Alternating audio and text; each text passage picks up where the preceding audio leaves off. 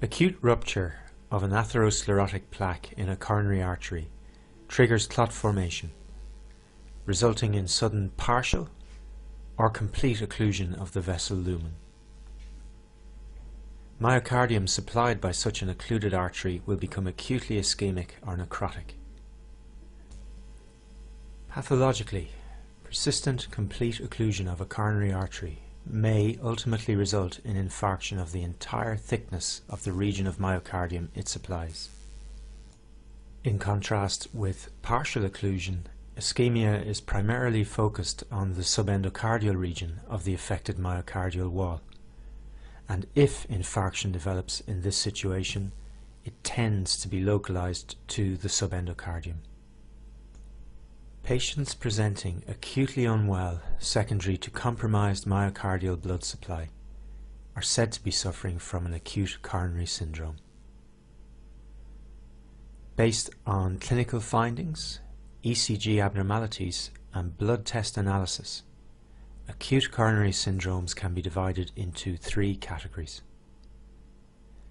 ST elevation MI, non-ST elevation MI, and unstable angina, which, as you will now learn, broadly correlate with the underlying pathological findings we've just outlined. The ECG plays a central role in, first of all, identifying patients with an acute coronary syndrome, and in subsequently allocating them to a particular category of ACS. The latter, in turn, is the main factor in determining their treatment. The diagnosis and classification of ACS is a challenging area.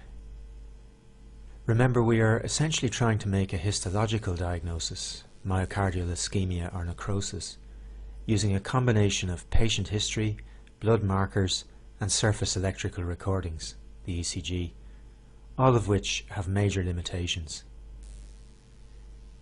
The ECG is an essential tool in the diagnosis and classification of ACS, but its limitations are legion and arise for several reasons. Firstly, many of the ECG changes of ACS are present as a normal variant on the ECGs of a proportion of the population.